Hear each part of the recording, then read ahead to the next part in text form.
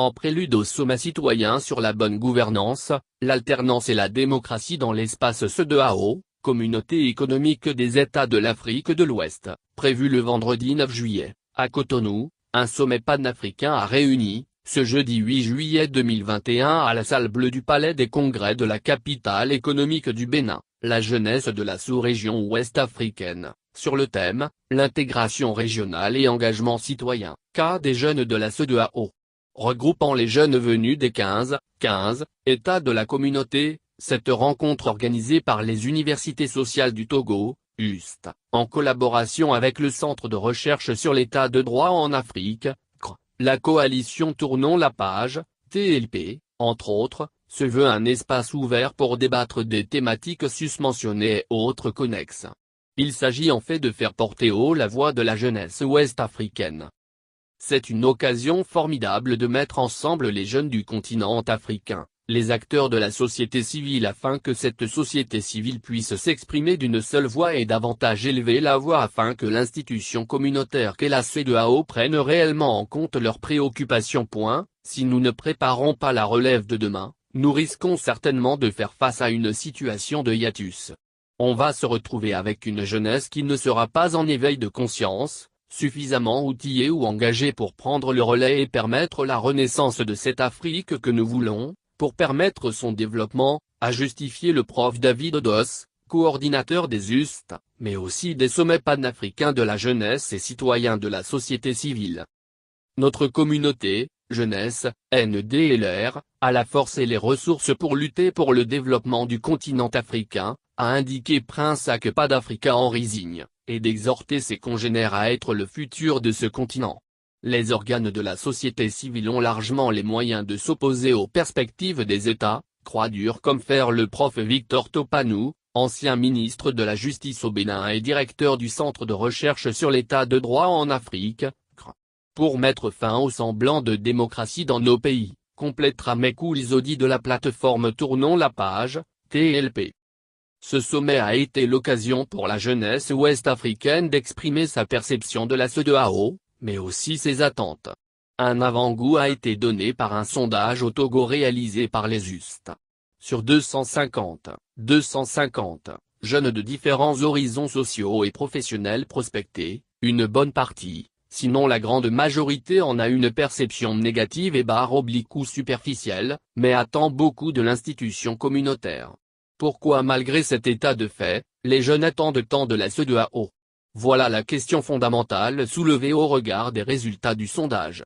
Et les organisateurs de prescrire à l'instance régionale de se faire mieux connaître et réajuster son action en faveur de la jeunesse. L'occasion a été offerte aux jeunes participants des différents pays à ce sommet panafricain, de livrer un aperçu de la perception qu'ils ont de la CEDEAO. Et le moins que l'on puisse dire, c'est qu'elle n'est pas du tout en faveur de l'instance. Le constat commun relevé, c'est que la CEDEAO est une institution des chefs d'État et non au service des peuples. Beaucoup parlent même de syndicat des chefs d'État, elle n'est là que pour les présidents, c'est une bonne institution, mais qui n'agit pas beaucoup pour la jeunesse. Quand on entend parler de la CEDEAO, c'est qu'il y a crise quelque part. Voilà les aperçus respectifs des jeunes du Niger, du Bénin, de la Côte d'Ivoire. Quelle proposition pour la CEDEAO que nous voulons? Comment voyez-vous la CEDEAO? Dans quelle CEDEAO voulez-vous vivre? Quelles implications des jeunes? Voilà autant de questions pertinentes qui ont guidé les réflexions des participants, scindés en 3 groupes et sur des thématiques différentes, droits humains, droits civiques et politiques, gouvernance économique, gouvernance culturelle et sociale. Chacun a fait des réflexions assorties de propositions.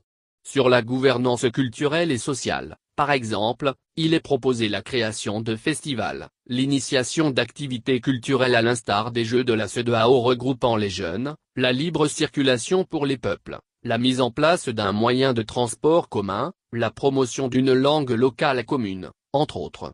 Sur les droits civiques et politiques, les jeunes suggèrent la formation de coalitions fortes pour des pressions sur les grandes thématiques, une synergie des jeunes des différents pays, le retour de la CEDEAO sur l'initiative de la limitation des mandats, l'instauration d'une académie politique pour former la jeunesse, une motion de soutien aux camarades arrêtés.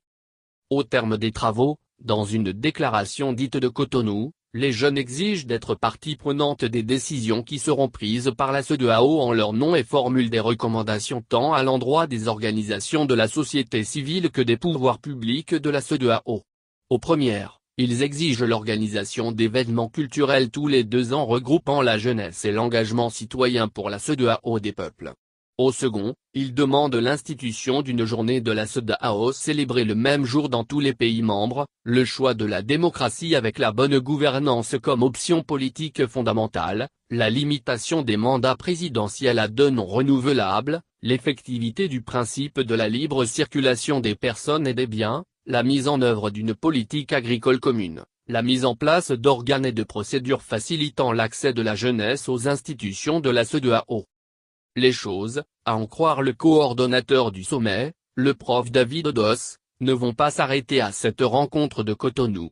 Il est attendu la mise en place d'une stratégie de campagne offensive, SIC, sur la limitation des mandats présidentiels, l'alternance, etc. Les résultats de ce sommet panafricain de la jeunesse et du sommet citoyen, nous revient-il, seront transmis à la CEDEAO, l'institution, et aux États individuellement.